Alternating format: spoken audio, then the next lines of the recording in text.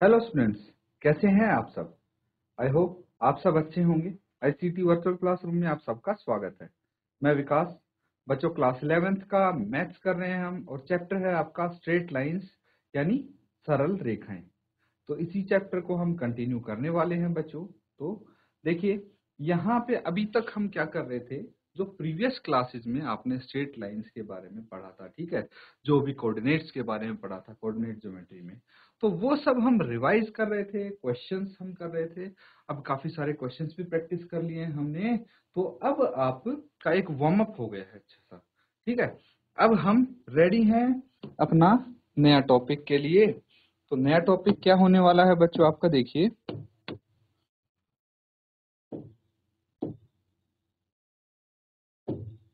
Slope of line,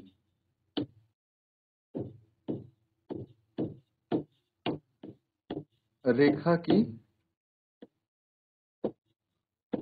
ढलान, ठीक है, या फिर ढाल। तो क्या होता है, ये चीज हम डिटेल में डिस्कस करने वाले हैं, कैसे फाइंड आउट करते हैं, क्या चीज होती है ये। तो सबसे पहले एक कार्टेशियन प्लेन बनाने की कोशिश करते हैं हम यहाँ पे, उसके बाद चीजें डिस्कस करेंगे, ठीक है। तो मान लीजिए ऐसा कुछ आपके सामने प्लेन है एक, जिसमें एक हो गया X axis and Y axis. ये चीज क्लियर है। अब देखिए बच्चों, यहाँ पे मान लीजिए एक लाइन है आपके पास, ठीक है, ये एक रेखा है, लाइन है, इसको हम L1 बोल लेते हैं। तो इसका ढलान क्या होगा, ये चीज हमें कैसे पता लगेगी। देखिए यहाँ पे कोई एंगल ले लेंगे, ठीक है, एंगल ले लेंगे। अब समझिए रेखा की ढाल क्या होती है, ढलान क्या होती है। देखिए, जमीन है, मान लीजिए ये हॉरिजॉन है, जमीन है, ठीक है। तो ये क्या है, ये फ्लैट है, फ्लैट है। अब कोई लाइन है या फिर कोई जैसे पहाड़ होता है, ब्रिज होता है, वो कुछ ऐसे स्लोप में होता है। तो हम लाइन की हेल्प से देखते हैं कि भाई उसकी ढाल कितनी है, ढलान कितनी है। तो जो आपकी जमीन है उसके साथ वो जितना एंगल बनाता है उसको हम स्लोप बोलते हैं, slope of line. Slope of line क्या होगी, ये मान लीजिए एंगल है, ठीक है, इसके साथ एक्स एक्सिस के साथ ये क्या है, जमीन के पैरेलल है। तो यहाँ पे इसको हम थीटा मान सकते हैं। क्या हो गया ये एंगल, थीटा। थीटा क्या होता है बच्चों, कोई भी एंगल, कोई भी एंगल मतलब भाई 30 डिग्री हो गया, 45 डिग्री हो गया, 60 डिग्री हो गया, 75 डिग्री हो गया, कुछ भी हो जाता है। इस एंगल की वैल्यू कुछ भी हो सकती है, इसका मतलब ये है, समझ गए। तो हम थीटा से ये पता लगा लेते हैं, थीटा का अगर पता होगा तो हमें इसका ढाल पता लग जाएगा, ये चीज है, ठीक है बच्चों, ये चीज समझ गए आप। अब देखिए, जो स्लोप होता है, स्लोप क्या होता है, मैं यहाँ पे बता देता हूं आपको। स्लोप टेंजेंट थीटा बराबर है y2 माइनस y1 बटे x2 माइनस x1, ऐसा कुछ होता है। अब आप बोलोगे अरे यार फिर से ये टेंजेंट थीटा आ गया, है ना, फिर से थीटा आ गया। तो कोई नहीं, बहुत बेसिक सी चीज है, ये चीज हम डिस्कस कर लेंगे, मैं डिटेल में आपको समझाऊंगा कि ये होता क्या है, ठीक है। उससे पहले हम एक काम करते हैं, यहाँ पे इसके कुछ पॉइंट्स हम कंसिडर कर लेते हैं, ठीक है। पॉइंट्स मतलब जो ये लाइन है, ठीक है, ये जो लाइन है इसके कुछ कोऑर्डिनेट्स होंगे, है कि नहीं। तो हम कुछ कोऑर्डिनेट्स यहाँ पे बना लेते हैं। जैसे ये हो जाता है x2 और y2, ठीक है, इसके इस पॉइंट के कोऑर्डिनेट x2 y2 और इसके हो गए x1 y1। ये चीज क्लियर है, ये कुछ कोऑर्डिनेट्स हो गए आपके। अब देखिए बच्चों, एक चीज समझने की कोशिश कीजिए कि ये अगर कोऑर्डिनेट्स हैं आपके पास तो यहाँ पे अगर मैं इसकी बात करूं यहां से यहां तक, तो ये डिस्टेंस कितना होगा, यहां से यहां तक ये एक्स एक्सिस है आपका, और हम वाई की तरफ मूव कर रहे हैं, तो कितना मूव कर रहे हैं, y1। तो ये y1 होना चाहिए, है कि नहीं, ये y1 होना चाहिए। अब यही हम बात करते हैं कि भाई ये कितना होना चाहिए, ये पूरा होना चाहिए y2। यहां से लेके यहां तक। इट इज क्लियर है? ये y1 है, ये y2 है। अब अगर मैं बोलूं कि हमें, ठीक है, यहां से यहां तक ये कितना है, सिर्फ यहां से यहां तक ये y1 होगा कि नहीं होगा? क्लियर है? अब अगर मैं आपसे कहूं कि जो ये y2 है उसमें से y1 घटा देंगे तो कितना बच जाएगा? सिर्फ इतना पोर्शन बच जाएगा, ये ऊपर ऊपर का है ना, यहां से यहां तक, यहां से यहां तक का ये बच जाएगा, y2 माइनस y1 हो जाएगा ये क्लियर है? ये हो गया y2 माइनस y1। कोई दिक्कत तो नहीं है इसमें? अब देखिए एक चीज और समझने की कोशिश करते हैं हम कि जो हमारा यहां तक है, ये कितना है? ये हो गया x2, ठीक है, और यहां तक कितना हो गया? x1। तो अगर x2 माइनस x1 करने की कोशिश करते हैं हम, x2 माइनस x1, तो कितना बच जाएगा? ये वाला बच जाएगा सिर्फ, ठीक है। अब एक चीज समझना कि ये जो है, ये जो लाइन है ये इसके पैरेलल है, ये क्या है? ये इसके पैरेलल हो गई, और अगर इसके पैरेलल होगी तो ये जो थीटा आया है ये इसके बराबर होगा, ये एंगल है, ये दोनों बराबर होंगे। क्लियर है? अब यहाँ पे देखिए ये एक राइट एंगल्ड ट्रायंगल है, ठीक है, समकोण त्रिभुज है ये। समकोण त्रिभुज में ये क्या हो गया? ये हो गया परपेंडिकुलर आपका, ये हो गया बेस, ठीक है, ये हाइपोटेन्यूज हो गया, ठीक है। अब मुझे बताइए कि टेंजेंट थीटा किसके बराबर होता है? टेंजेंट थीटा होता है परपेंडिकुलर बटे बेस, P बटे B के बराबर होता है। यहाँ पे P क्या है? P है y2 माइनस y1 और B है x2 माइनस x1, ठीक है, यही आ गया। तो हमें क्या पता लग जाएगा? ये भाई थीटा की वैल्यू पता लग जाएगी, इससे हमें थीटा की वैल्यू पता लग जाएगी। अगर थीटा पता लग गया तो हमें स्लोप का पता लग जाएगा कि इसका स्लोप कितना है। इसको हम m से भी रिप्रेजेंट करते हैं, स्लोप ऑफ लाइन m से भी रिप्रेजेंट करते हैं। तो ये चीज समझ में आई बच्चों आपको? कहां से आई है ये आई है आपकी, देखिए यहाँ पे जो टेंजेंट थीटा होता है कैसे बोलते हैं आपको पता है ना? पंडित बद्री प्रसाद हर हर बोल। तो ये P बटे B जो होता है ये टेंजेंट थीटा होता है, और इस राइट एंगल ट्रायंगल में P है y2 minus y1 and B है x2 माइनस x1। तो हमारे पास ये फॉर्मूला आ जाता है। रटना नहीं है बच्चों, ये कॉन्सेप्ट है, ठीक है, ये होता है कॉन्सेप्ट। यहाँ पे हमने एक कॉन्सेप्ट समझा है, तो आप चीजें समझेंगे, आपको फॉर्मूले के पीछे का रीजन समझ में आएगा, तो आप बेहतर तरीके से देखिए समझ पाएंगे। और जब क्वेश्चन करेंगे तो आपको ये रट्टा नहीं मारना। अब आपको पता लग गया कि हाँ ये होता क्या है, जो स्लोप है ये क्या होता है? ये एंगल होता है, थीटा होता है, ठीक है, जो हमारा होरिजोन होता है और जो लाइन होती है उसके बीच का एंगल होता है। जैसे जैसे ये लाइन बढ़ती जाएगी, जैसे जैसे एंटी क्लॉकवाइज मूव करती जाएगी, वैसे वैसे हमारा थीटा बढ़ता जाएगा। क्लियर है? थीटा हमारा वैसे वैसे बढ़ता जाएगा। तो यहाँ पे ये क्या है? 90 डिग्री से कम है, 90 डिग्री से कम है थीटा। और यहाँ पे अगर हमारी लाइन ऐसे आएगी तो ये थीटा 90 डिग्री से ज्यादा हो जाएगा, तो उसको क्या बोलेंगे? ऑब्ट्यूस। ये हो गया एक्यूट, वो ऑब्ट्यूस एंगल। लेकिन एक चीज मुझे बताइए कि भाई 90 डिग्री से ऊपर जब इसकी वैल्यू होगी थीटा की तो कोई ना कोई वैल्यू आएगी, स्लोप की वैल्यू आएगी हमारे पास, और 90 डिग्री से छोटा होगा तब भी स्लोप की वैल्यू आएगी।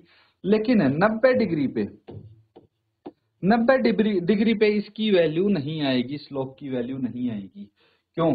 कोई बता सकता है कि 90 डिग्री पे स्लोप की वैल्यू क्यों नहीं आएगी? देखिए अगर 90 डिग्री का देखें तो टेंजेंट 90 कितना होता है? टेंजेंट 90 कितना होता है? आप अपने जो टेबल हमने किया था ट्रिग्नोमेट्रिक रेशियोज का टेबल, उसमें जाके देखिए आपको पता लग जाएगा, चेक करिए, उसमें जाके आपको पता लग जाएगा कि इसकी वैल्यू क्यों नहीं होती। चलिए मैं बता ही देता हूं आपको, इसकी वैल्यू इसलिए नहीं होती क्योंकि टेंजेंट 90 डिग्री पे क्या होता है? नॉट डिफाइंड होता है, अपरिभाषित होता है, इसलिए 90 डिग्री पे स्लोप की कोई वैल्यू नहीं आएगी। क्लियर है बच्चों? ये चीज आपको समझना है, क्योंकि लाइन सीधी हो जाती है हमारी, इसीलिए कोई वैल्यू नहीं होने वाली। तो ये हो गई आपकी स्लोप ऑफ अ लाइन ठीक है, जिसको हम निकालते हैं y2 minus y1 upon x2 minus x1, जिससे हमारा थीटा निकल जाएगा and that will be your slope. ठीक है, तो नोट डाउन कर लीजिए इसको। और इसमें अगर कॉन्सेप्ट में कोई दिक्कत आ रही है, आपको कोई चीज सिंगल चीज भी नहीं समझ में आई है, अभी हैंड रेज करके आप पूछ सकते हैं बच्चों।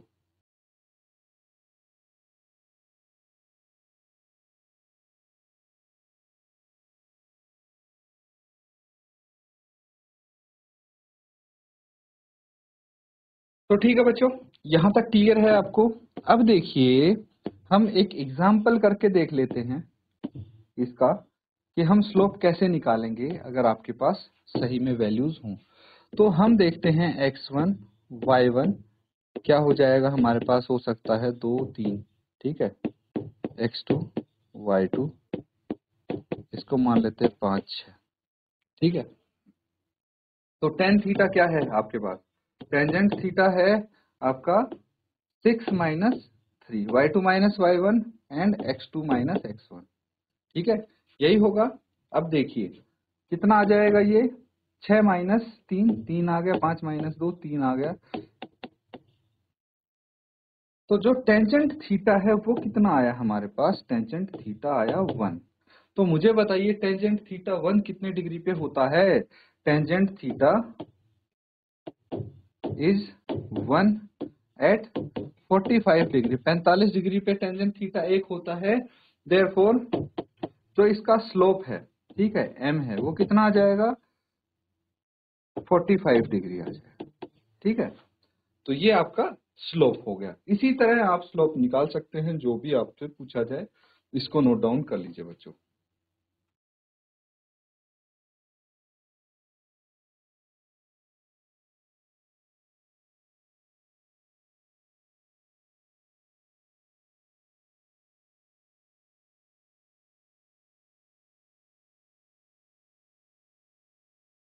तो ठीक है बच्चों, ये क्लियर है। अगला कॉन्सेप्ट करते हैं, अगला टॉपिक हम करते हैं, ध्यान दीजिए यहाँ पे, conditions for parallelism and perpendicularism, parallelism and perpendicularism, कुलरिटी ऑफ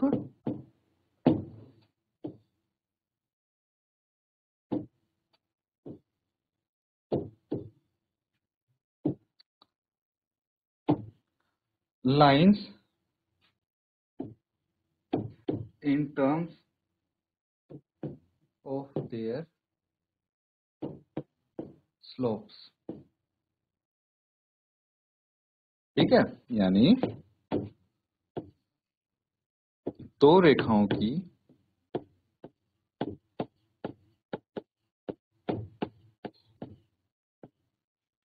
दो रेखाओं के समांतर और परस्पर लंब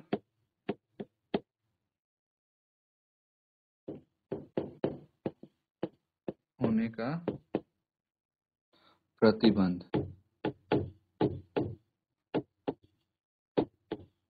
ठीक है। तो उनका हम रिलेशनशिप, रिश्ता समझेंगे कि अगर दो लाइन आपके सामने परपेंडिकुलर हैं और पैरेलल हैं, तो सबसे पहले पैरेलल लाइंस की बात करते हैं, तो स्लोप की टर्म्स में क्या रिलेशन हो सकता है उनका, ठीक है बच्चों। ये चीज हम समझने की यहाँ पे कोशिश करेंगे। तो सबसे पहले एक लाइन हम यहाँ पे ड्रॉ करेंगे, जो हो जाती है कुछ इस तरह से हम ड्रॉ कर सकते हैं, ठीक है। और एक इसी के पैरेलल समांतर लाइन हम बनाएंगे, थोड़ी सी ये टेढ़ी बन गई है, ठीक है। इसके समांतर हमने दूसरी लाइन बना दी, एक हो गई L1 एक हो गई L2, ये दो लाइन हो गई। अब बच्चों अगर हम ये एंगल देखें, ठीक है, तो ये दोनों एंगल इक्वल होंगे, ठीक है, ये दोनों एंगल थीटा होंगे, बराबर होंगे, क्योंकि ये पैरेलल है दोनों लाइन, ठीक है। तो ये दोनों एंगल बराबर होने चाहिए, ठीक है, और इनका स्लोप भी बराबर होना चाहिए।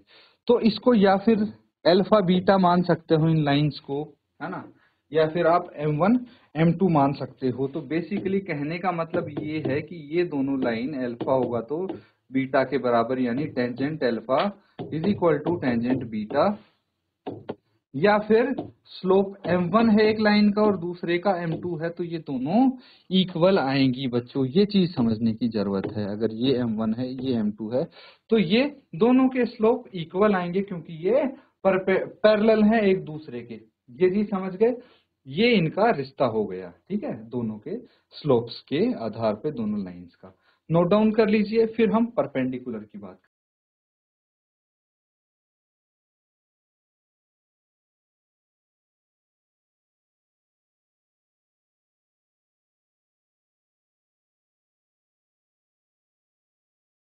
तो बच्चों ये चीज क्लियर है।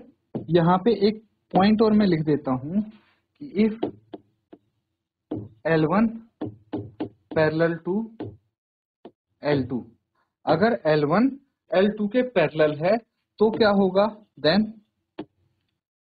भाई M1 बराबर है M2 हो जाएगा। क्लियर है। तो ये तो हो गया एक सिनेरियो। अगर हम बात करें दूसरे सिनेरियो की, दोबारा से हम बनाने की कोशिश करते हैं कार्टेशियन प्लेन, और यहां पे दो लाइंस बनाइए बच्चों, दो लाइंस बनाएंगे।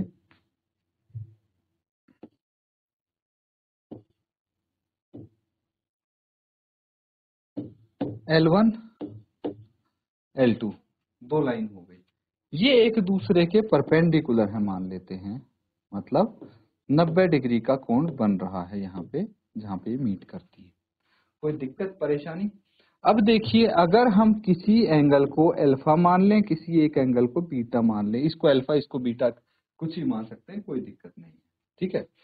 तो यहां पे स्टेटमेंट आती है if L1 perpendicular to L2 then क्या हो जाएगा, अगर ये दोनों परपेंडिकुलर हैं तो M1, ठीक है, M1 मतलब देखिए इसका स्लोप हो गया M1 और इसका हो गया M2, ठीक है।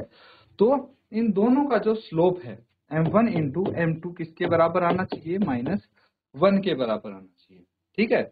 या फिर आप ऐसे बोल सकते हैं कि जो M1 है वो -1/M2 के इक्वल आ जाएगा।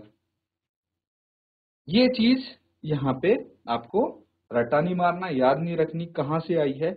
अब इसका कॉन्सेप्ट समझेंगे, ठीक है बच्चों। अब कॉन्सेप्ट समझेंगे, बहुत इजी है, कोई दिक्कत नहीं होगी। अब मुझे बताइए कि देखिए, एक तो हो गया आपका अल्फा, है ना, एक हो गया अल्फा एंड एक का एंगल हो गया बीटा। नहीं पता अल्फा और बीटा क्या है, कुछ भी हो सकता है। तो हम एक काम करते हैं कि एक तो है यहाँ पे टेंजेंट अल्फा, टेंजेंट अल्फा, ठीक है, ये हो गया टेंजेंट अल्फा, और एक है टेंजेंट बीटा। क्या है, टेन बीटा। तो जो टेन बीटा है इसको हम देखने की कोशिश करेंगे। पहले ये बताइए कि ये जो वर्टिकली अपोजिट एंगल्स हैं, तो ये वाला एंगल 90 डिग्री का होगा कि नहीं होगा, हो जाएगा।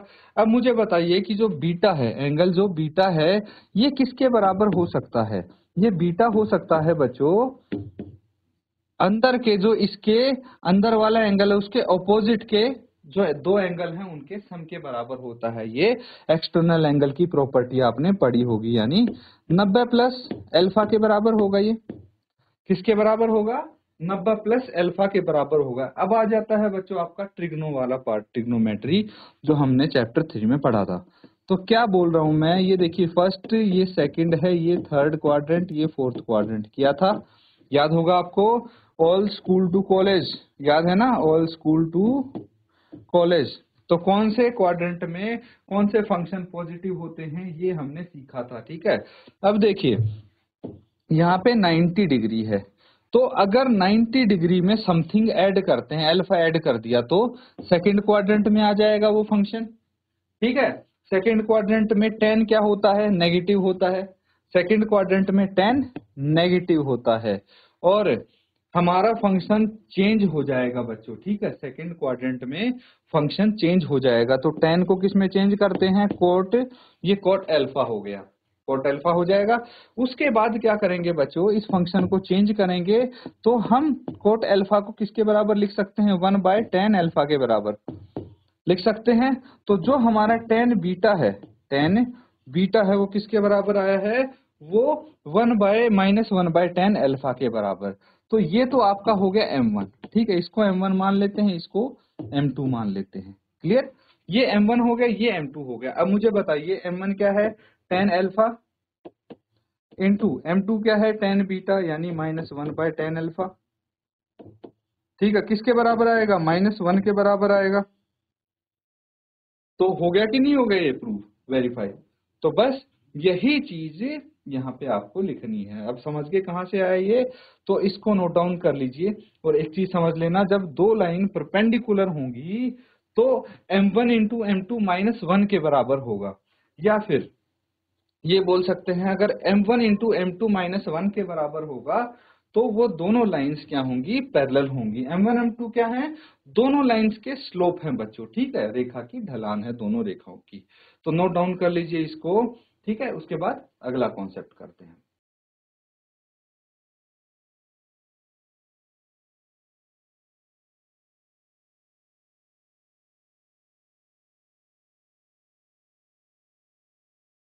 तो बच्चों ये चीज क्लियर है, आगे करते हैं एंगल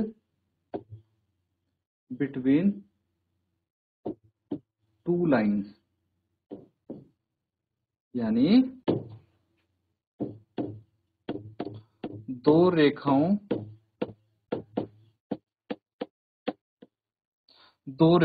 के बीच का कोण, दो रेखाओं के बीच का कोण क्या होगा। सबसे पहले कार्टेशियन प्लेन बना लेते हैं। ये हो गया x एक्सिस, y एक्सिस,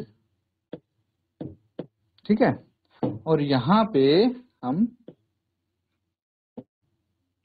अगर बात करें दो लाइंस की, तो कोई भी दो लाइंस आप बना के देख लीजिए। मान लीजिए एक ये लाइन हो गई, ठीक है, L1, एक हम ये लाइन बना लेते हैं L2। क्लियर है। अब इन दोनों लाइंस के बीच का जो कोण होगा वो ये होगा, ठीक है बच्चों। अब देखिए, एक तो हमारा क्या हो गया, m1, है ना, और इसका स्लोप m2।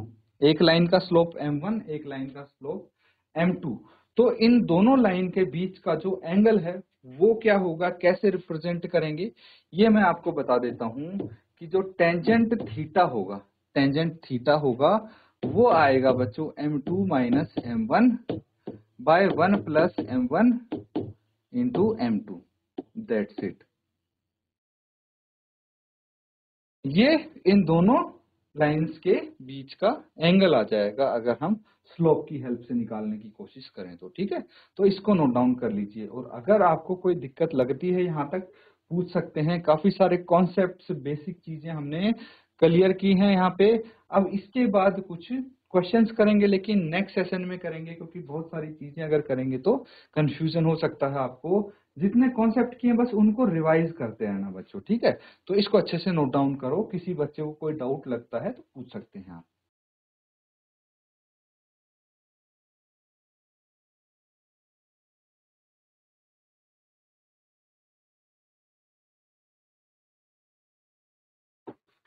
तो ठीक है स्टूडेंट्स, आज के लिए हम बस इतना ही करेंगे, और जो हमने किया है उसको रिवाइज करना ना भूलें। इसी के साथ आज का सेशन हम यहाँ पे एंड करेंगे। Thank you and have a nice day.